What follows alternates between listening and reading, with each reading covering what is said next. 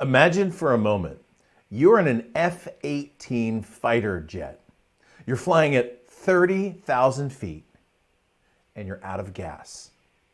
I'm saying there's not a drop of gas left in the airplane. When you are out of gas in an F-18, you are no longer flying, you are falling. Now, if you're flying, for example, like a Cessna 152, the airplane that I trained in first way back in 1995 when I first learned how to fly. Now, if you run out of gas in a Cessna 152, you can glide forever. In fact, some of the training procedures that you do to prepare for emergencies in the Cessna 152 is the instructor pulls your engine off or simulates that your engine's off, and you have to glide to a landing field near you. Well, the F-18 isn't a glider, it's a fighter aircraft. So when you lose all of your gas, you have one option, which is to eject. I want you to imagine for a moment you're out of gas in an F-18. What would you do? How would you fly if you even just had a little bit of gas? I would suggest that you would fly very cautiously. Now, for a moment, imagine that your gas tanks are full. How would that change things? How would you fly that airplane now? If you're me, you would fly it low and fast and fun. Now, for a moment, imagine that your fuel tanks are full, but you think they're empty. This, my friend, is the world we live in now. A world where the gas tanks are full, but the perception is that they're empty. On today's show, we're going to talk about how you can set and accomplish goals, how you can achieve great things, and we're going to start with the way you think. EdTalks Live is next.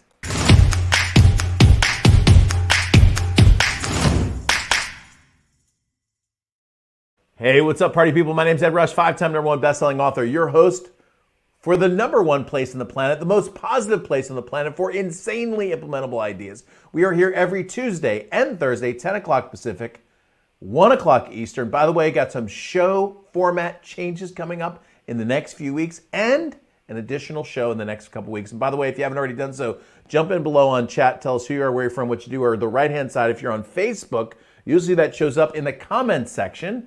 Tell us who you are, what you do. Our family has jumped in to say hello. What's up, Robert?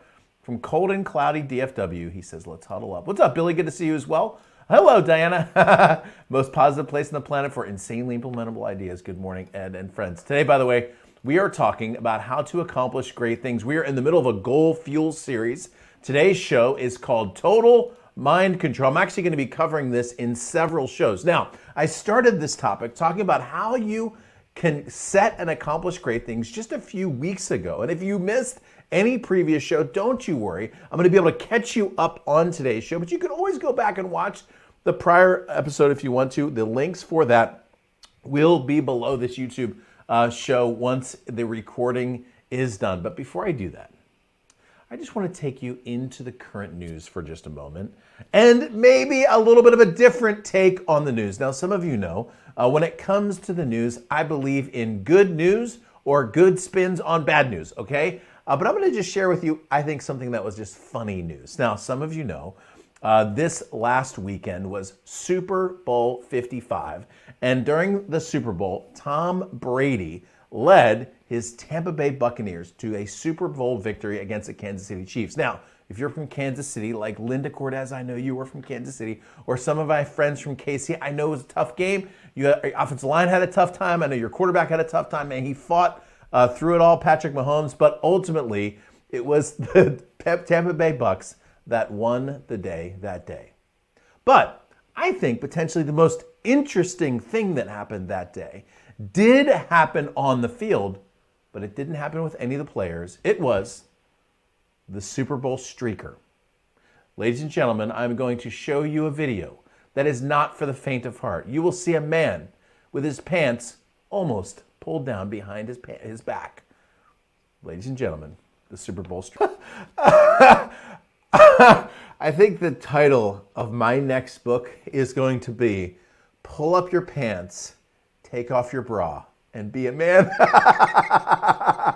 so I'm going to play that clip one more time, by the way. But before I do that, this is the going story right now on social media, and I have no idea if this is true or not. I think it probably is true. So there was on the betting platforms. So if you I don't know if you bet on sports online, but on the online betting platforms, there was a proposition bet. It was a side bet. There was a 7-1 bet whether or not there would be a streaker at the Super Bowl. Okay, so theoretically, if you took $10 and bet $10 and there was a streaker like this guy, you would have won $75, a 7.5 to 1 bet on that. So apparently, this guy, this streaker guy, who I'm not even gonna name, took his last $50,000, put it on the proposition bet that there would in fact be a Super Bowl streaker, and then he himself became the Super Bowl streaker and won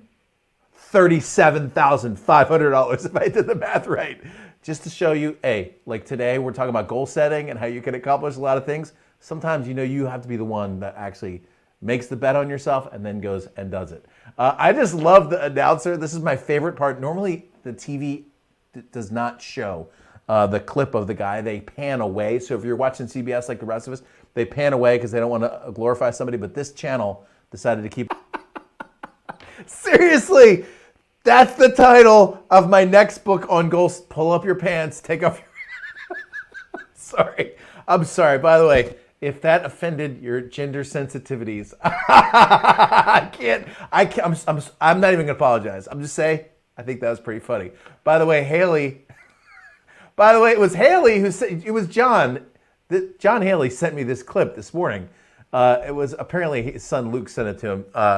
You're right. I did and I'm a Marine.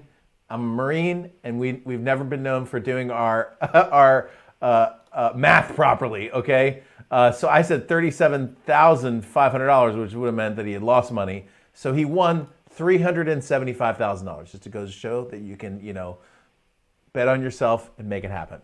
All right. Yeah, I know. I'm sorry about KC. Hey, good year though. Good year. He stopped watching by then. He said. Billy says that's it. I'm never wear a bra again, and that's good because if anybody could pull off wearing a bra, Billy Wilcox, it's you. For those of you who don't know who Billy is, he's the owner of Billy Wilcox Karate Academy. So he understands the pint of blood technique. If you don't know what the pint of blood technique, it's where you get in front of your opponent and you start going, wah! And literally a pint of blood just drops right out of him. All right. I think that was actually from an Eddie Murphy sketch. All right. So we're going to get cranking today. By the way, if you just joined us, my name's Ed Rush. Today we're talking about total mind control, the Goal Fuel series. I'm going to talk backwards into what we talked about already when it comes to setting and accomplishing goals. And then we're going to move forward. By the way, this Thursday, we're going to keep moving on this topic. The weekly flight brief this week is going to be about this topic. We're going to anchor in on this for a little bit because what I've been discovering lately is a totally new, completely revolutionary approach towards setting and accomplishing goals. Most people talk about goal setting and they say the word goal setting. I use the term goal accomplishing because it doesn't make sense to set a goal if you're not going to accomplish it. And I'm going to go backwards for a moment, just remind you of some of the ground that we've covered, and then we're going to move forward. By the way, this week, set Thursday, write Thursday down on your calendar. Thursday at 10 is part 3, which is called Breathe, Smile, and Crush It. Okay, and I'm going to talk about how to use breathing techniques and mind control to be able to further and speed up your goals. Okay, so today is the total mind control segment. This is actually, we started covering this just a couple weeks ago, but we're going to get deeper and deeper into this as we go. Now, really quick, yeah, it is funny, isn't it? All right, so I'm going to jump onto the whiteboard, but by way of review, the first place that we're going to go is backwards. Now, you remember when I started talking about goal setting and goal accomplishing. And if you don't remember, this is going to be fine because it's going to be a great review for you. The traditional approach towards setting and accomplishing goals goes like this. You're supposed to sit down and you're supposed to write down your goals. So like you sit down and you're like, you know what, this year I'm going to make $500,000 and this year I'm going to have a Lamborghini and this year I'm finally going to have a great relationship with my spouse and this year I'm going to finally read to my kids, and this year I'm going to finally walk every day for an hour a day, and this year I'm going to finally, and this year I'm going to finally, and you set your goal, and you set your goal, and you set your goal, and you set your goal, and you know as well as I do, you write that list, and then it doesn't end up becoming true. I mean, maybe a couple of those. You might find that, You wrote down, I want to be a streaker on the Super Bowl, and next thing you know, I'm just kidding. So the traditional approach to goal setting starts in a very noble fashion, which is to write the things down that you want. And by the way, I've led groups of people at events of mine through a process like this. My process is a little bit different, but I've brought people through the process of setting a goal or creating a target. Now, what happens next in traditional goal setting is detrimental to you and everyone else who's around you, which is because of what happens next. What you do is you create a distance. So, for example, you're here, this is where you are, this is where your goal is, okay? So this is the distance between you and your goal. In fact, sometimes it's like a great chasm in between you and your goal. And you said, you know what, this year, let's say, for example, you made $150,000 last year, and you say, you know what, this year it's gonna be $300,000. I'm gonna make $300,000, I'm gonna make $300,000, 300,000, 300,000, 300,000, 300,000. You sit down, you like meditate, you envision it, you do what the law of attraction people say, which is like sit down in your chair and to imagine $100,000. You picture it and you picture it and picture it. But what happens in reality is you're creating a distance or a delta between where you are and what you want. Now, if you achieve this goal in quick fashion, you are satisfied for a moment about achieving that goal. But normally you're not achieving the goal in quick fashion. It takes a plan and execution to be able to do that. And it takes time. And during this time, what ends up happening is you spend all of your time thinking about something you don't have. Now pause for a moment. When you think about something you don't have, what it actually turns into for you is a negative. Because what you end up thinking about most of the time is the thing that you don't have. So, for example, I remember all of my life being dissatisfied in one way or another with the state of my body. If you are like me, you could probably relate. Maybe for your whole life, you've just been like, man, if I could just get rid of that extra 10 pounds, okay? Now, funny story, I had taken out an old photo album. Actually, I have some of them sitting back here. I have taken out an old photo album once, and I was flipping through the photo album. And then I had to go do something, so I left the photo album sitting there, and it was sitting there right in my office actually for just a few days. And I walked by that photo album one day, and as I walked by out of the corner of my eye, I saw this kid, this like 23-year-old kid in the photo album, and I was like, man, that guy is in great shape. As I walked by out of the corner of my eye, I saw this picture of somebody in the photo album, and I'm like, that dude is in great shape. And I went double take, I'm like, wait a second, and I looked at the picture, it was me. It was me back when I was like in my second year in the Marine Corps, and I thought for a moment, I thought, you know what? It's interesting, even back then, I remember thinking, gosh, if I could just lose that extra 10 pounds. Man, if I could just lose, okay? So even then, and I thought, wait a second, hold on. For my whole life, even when I was in great shape, I'm looking back at the thing I don't have. Well, if you keep doing that, your body will become a self-fulfilling prophecy, okay? I would literally find myself looking in the mirror going, oh, you hear that noise that I just made? Oh, some of you do that. And what it ends up doing is it creates, if you're familiar, by the way, with the 10th commandment of the 10 commandments in the Bible, it says, look, you shouldn't covet anything that belongs to your neighbor. You shouldn't be jealous, you know? You should like look at somebody and be like, I want that. You should be thankful for the things that you do have, which that was like a paraphrase, that little end right there, okay? So, I know you didn't think I was going to be talking religious language, but that term covet basically says that you're looking at something that you don't have and you're wishing so badly that you have that. Now, there's nothing wrong with desire. There's nothing wrong with wanting, but there is something wrong with the dissatisfaction that's created by the thing that you don't have. And if you anchor your time and your emotion on that dissatisfaction, or as I described it, that covetousness, what it creates is discouragement and then eventually apathy. Did you catch that? So what happens is that goal that you started with, you're like $300,000, is gonna be awesome. At first, you had hope, okay? So the process goes like this. First, you had hope, which actually served as what I call hopium.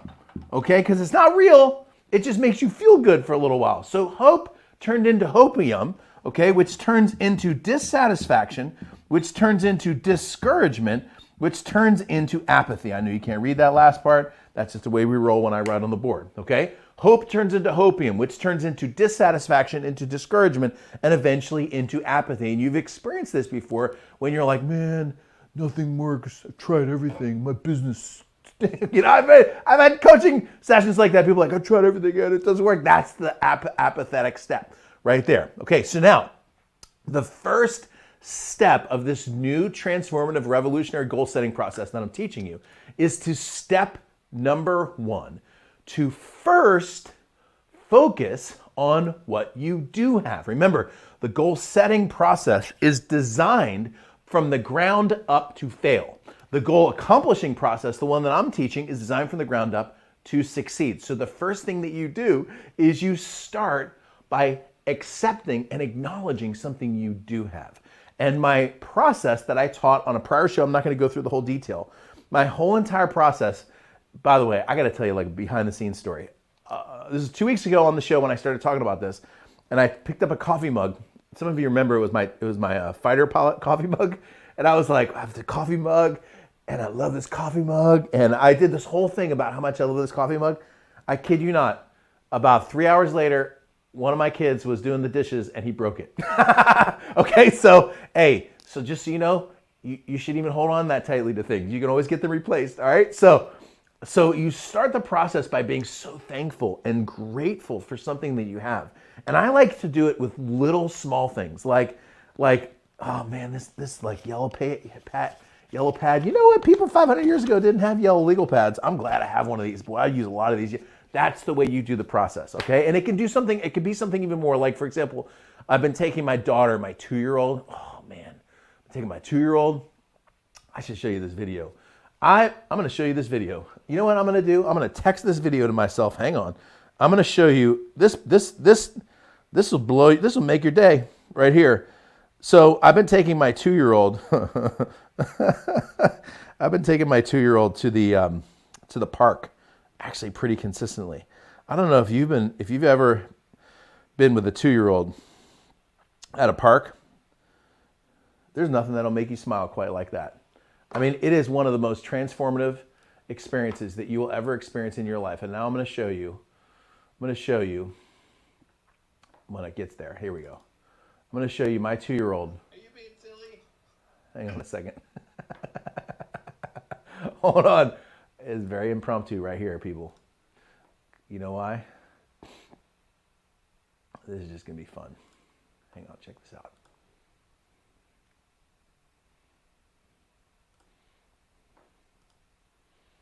Hopefully so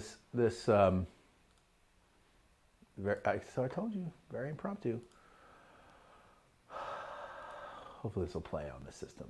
I'm just doing this spur of the moment. All right, here we go.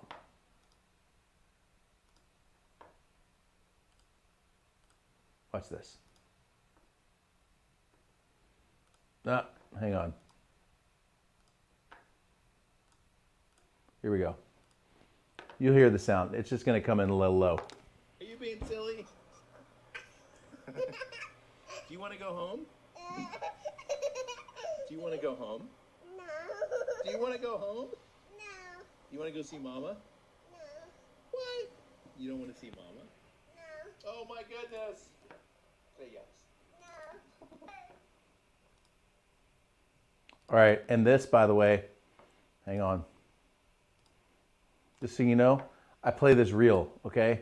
So this is not all make-believe. Sometimes this happens too.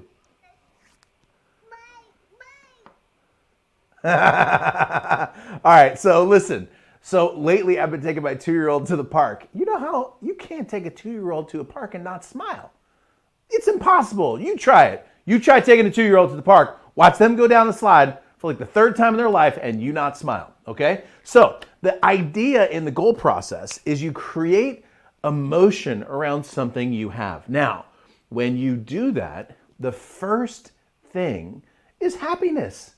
You start with some happiness that turns into joy, which turns into contentment, which turns into fuel. Did you catch that? You're going to start fueling up your tanks. You're going to fuel up the tanks of the F-18 because we're going to go fast and fun, okay? So step number one, I'm going to jump into chat in just a second, okay? Step number one of the process is to start with what you have, not with what you don't have. Now, we're going to get to making a list of the things that we want to create, but the foundation has to start with the thing that you have. All right, really quickly, I'm going to jump into the chat, and then we're going to keep rocking and rolling. All right, so what's up, Alicia? Good to see you as well. Nothing better than than a belly laugh. I love it. Oh my goodness, magic. I think it's Bichon Frise. I think it's Bichon Frise. I like that. Thank you, Wendell Bugs. We'll just impromptu every once in a while. But yeah, you can't miss the belly. Like, your kids start belly laughing, you're going to start belly laughing as well. By the way, for those of you who just joined us, my name's Ed Rush. We're in the Goal Fuel series. This is called Total Mind Control. I'm actually in a multi-part series, but if you missed the prior stuff, don't worry. I'm catching you back up on some of the things that we already talked about. Step number one, we talked about how to focus on what you have. Step number two was to train your brain. Now, I'm going to talk a little bit about what we already talked about on training your brain, and then this Thursday show, we're going to go deep on this particular topic. What I will tell you is that the first step to training your brain is finding out the people who are around you. Now, I know that sounds crazy. Most people think when they train their brain, it's like positive imagery, meditation, focus exercises. Those are all really great. Breathing, all that stuff. And we're going to talk about that on Thursday. But the very first step is to look at the people who are around you. That means your friends, your family, the people that you spend time with. If they are generally people who are at the place that you want to go, you're going to achieve your goals very quickly. If they're the kind of people that aren't, you're not. Okay, so for example, if your mission is to get your body looking great and feeling great, but you hang out with a whole bunch of people who watch TV all day, eat potato chips, and are like 700 pounds overweight, it's not going to happen for you, okay? Because no matter how much you try to accomplish that goal, the atmosphere that you're in will continually bring you down, right? That's why coming to a gym, like Billy, who's on the show, Billy knows people will show up at Wilcox Karate Academy, right? They'll show up out of shape, undermotivated, but there's people over here who are working hard. They've got like esprit de corps, and they're going to bring that person in, right? They're going to bring them into the group and be like, come on, I'm going to teach you how to do this, right? So like, I just started doing boxing. Some of you know that. Alicia, you know that, okay? I started doing boxing. Man, the first day you show up, look, hey, I've been in combat, okay? So you would think like I would show up and not be a little nervous, but the first day you show up, you're like, man, I don't know what am I going to get punched?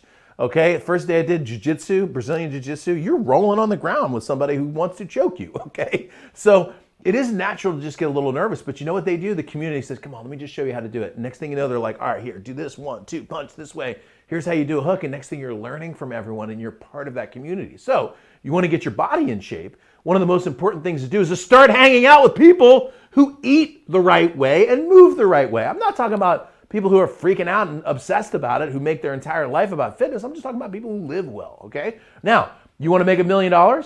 You better start hanging out with people making $1 million. I'm not even kidding you. When I started business back in 2006, I was like, man, I heard Jim Rohn say you are the sum of the 5 people you spend the most time with. When he said that, I'm like, dude, I think I need to get some new friends. I started hanging out with people who were making $1 million, 7 figures plus a year. And within 2 years, I was in the 2.5 years. By 2009, okay, so started business in 2006, 2009, I was in the 7-figure category. It happened that quickly. I mean, I did a lot of work for it, don't get me wrong, but I was hanging out with people there. And when you hang out with people there, 2 things happen. Number one, you start thinking and acting like them, which is like a millionaire. Okay, the second thing, and this is really important, those people have resources, okay? So they have the software vendors, they have the team, they have the promotional partners that you can connect with, and now you're in that group too. So there's some deals that happen there that's really important. That's why I always tell people, look, if you are not in a mastermind group, get your butt in a mastermind group, okay? Side note, no promotional pun intended.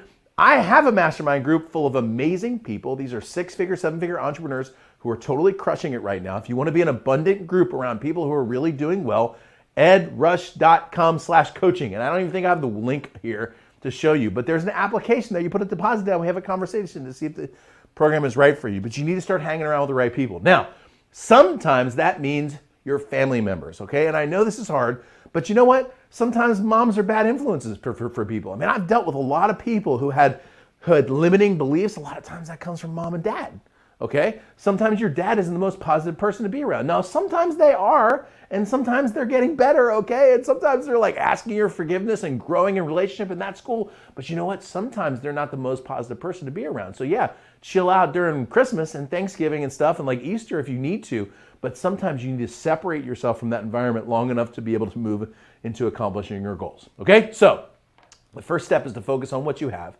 The second step is to train your brain. Now, I'm going to move into the third, and this is what we're going to spend our time on today, okay? And I will tell you, this whole process is growing and changing as I'm starting to teach it, which is exactly the reason why I'm teaching it, okay? If you're not a thought leader, or if you do want to share your wisdom and expertise, sometimes you understand that you actually get better at teaching your thing as you start to do it. And so just yesterday, I started thinking through this process, and I realized there was a very important step that we were all missing together. Okay, so for those of you who just joined me, actually, you know what I'll do? Let me jump into chat real quick, and then I'll get to this last point, and then I'm going to take your questions.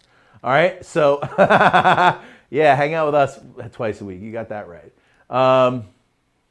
Thank you, Billy. Look at that, man.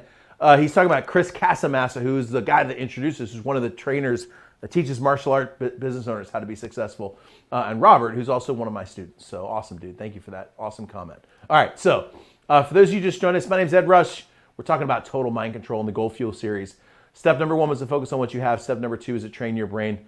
Okay, now we're going to go into step number 3. Step number 3 of goal accomplishing is very simple. Is to focus on abundance. Okay, now, I did in the introduction to the show, if you're watching this as a separate clip, this is a longer show called EdTalks Live. We do Tuesdays and Thursdays, 10 o'clock Pacific, 1 o'clock Eastern. But I take these little clips, and you might be watching this in a little 5-minute clip. And in the introduction to the show, I said, what would it be like to fly in an F-18 and be almost out of gas? What would you do with the airplane? Would you fly it more tentatively? I know I would. I've almost been out of gas in an F-18. Man, you barely move the throttles. You're trying as hard as you can to make sure that you don't run out of gas so that you don't have to eject, okay? But what would it be like to be flying an F-18 in combat and have the airplane full of gas, but to think that the gas tank was empty? Wouldn't that be tragic? I mean, you've got full afterburner. You have 22,000 pounds of thrust per engine. That's 2 engines. Math for Marines, that's 44,000 pounds of thrust. I mean, think about that for a second. That's 44,000 pounds of thrust in an airplane that probably weighs about 44,000 pounds. That's 1-to-1 thrust to weight. That means you can be going straight up and potentially accelerating. Whoa, just like a rocket ship. That's a full tank of gas. But how would you like it if you were told to fly a full F-18, full gassed F-18 like it was running out of gas? You'd be very limited. You'd be very tentative. You certainly wouldn't win any combat rounds. That's the world we live in today. The truth is, we live in an amazingly, wildly abundant world. And it's a world abundantly full of people who are going to tell you how not abundant our world is. It is scandalous when you think about it. Listen, if you and I had a time machine and we could go back even 200 years, I want you to think about this for a second. Let's say we could go back 250 years. Let's say we could go back to Philadelphia 250 years ago. We go snatch up Ben Franklin. We're like, hey, Ben, I'm going to get you my time machine. You take Ben Franklin in your time machine all the way forward to 2021. Now, Ben gets out of the time machine and he looks around, and what he sees blows his mind. He sees cars, individuals driving their car 70, 80 miles an hour while listening to the radio and simultaneously talking on their cell phone. He doesn't even know what a cell phone is, but he realizes that you can connect to the entire known planet using this small, tiny little device.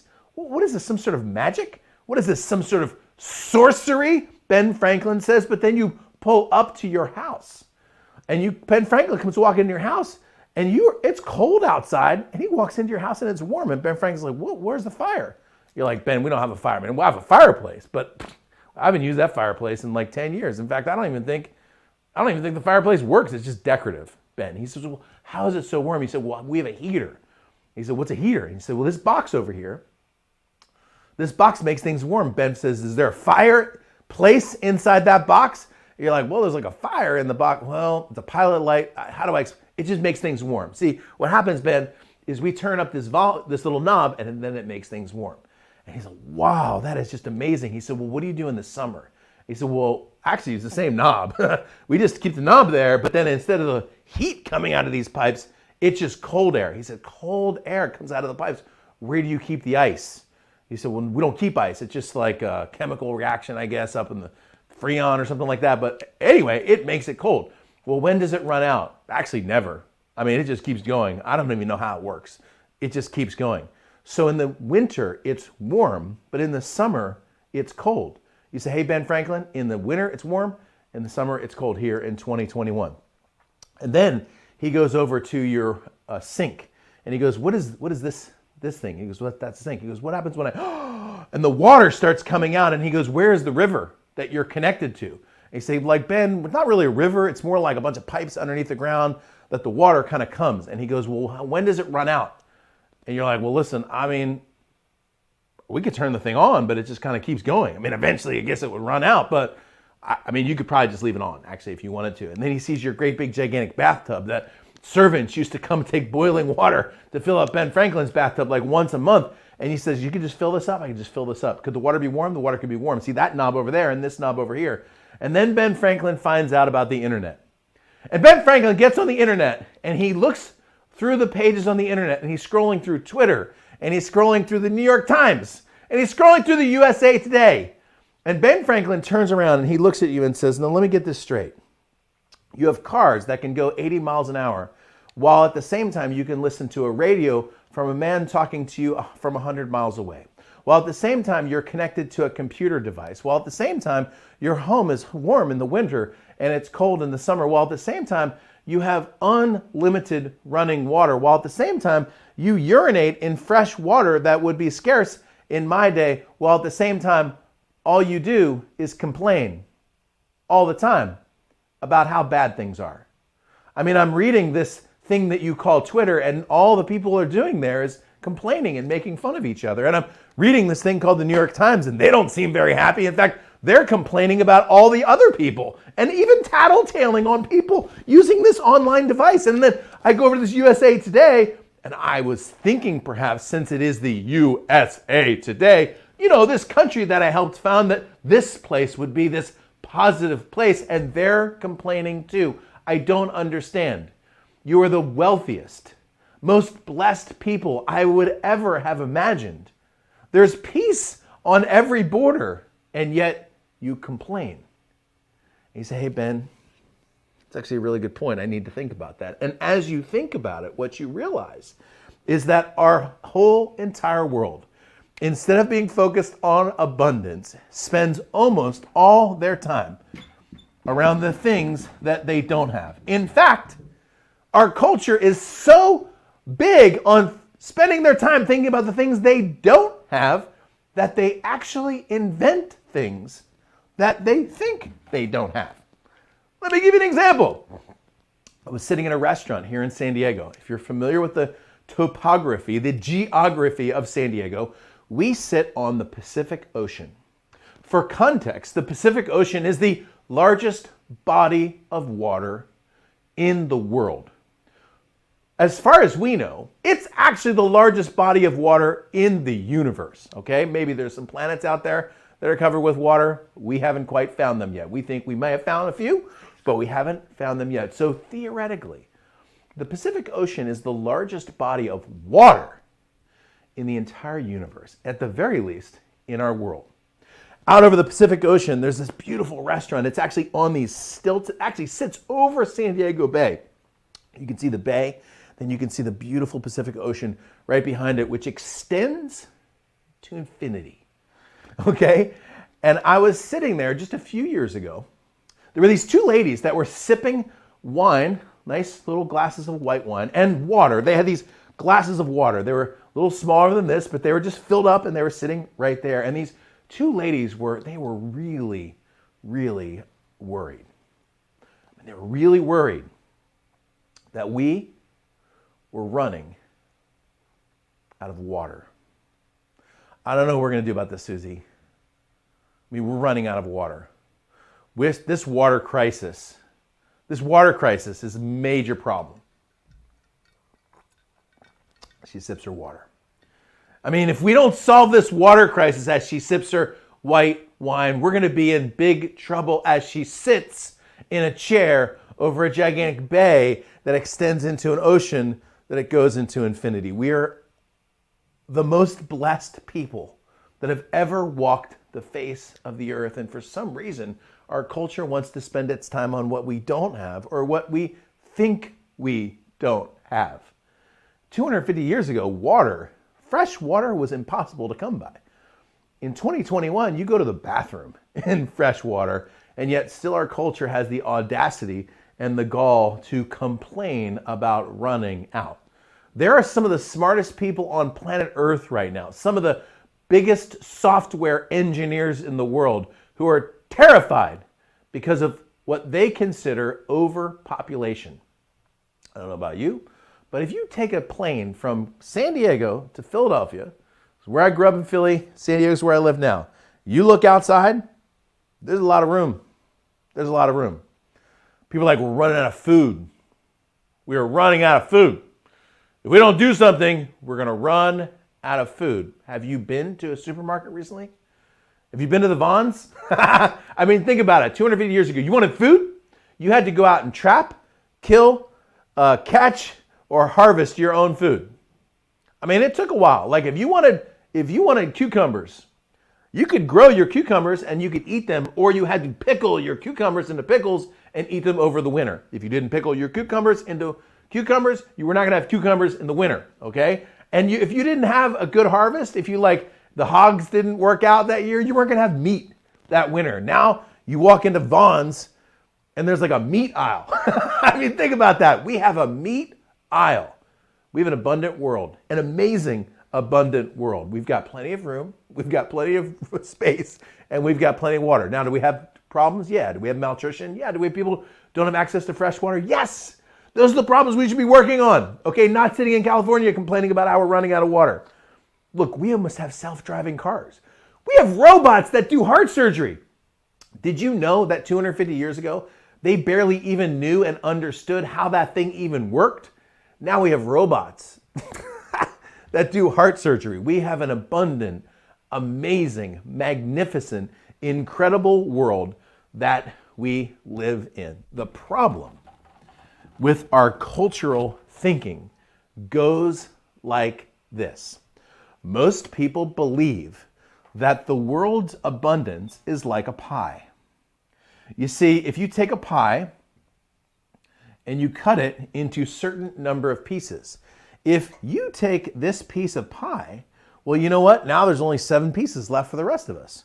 And if someone else, oh my goodness, if somebody else takes this piece of pie, well, then there's only so much left for the rest of us. The problem with this kind of thinking is the assumption. The assumption is there's one pie. The truth is, when humans are doing what humans were created to do, we create more than we consume. Did you catch that? When humans are doing what humans are supposed to do, we create more than we consume. The truth is, you know what an entrepreneur does? I'm just gonna make more pies. Entrepreneurs make more pies. You hear this, by the way. You hear this in the common parlance. You hear it when people go like this. You know what, those rich people, they just need to pay their what? Fair share. As though the rich people, they just took this pie. They just took pie. Nobody else gets a pie, okay?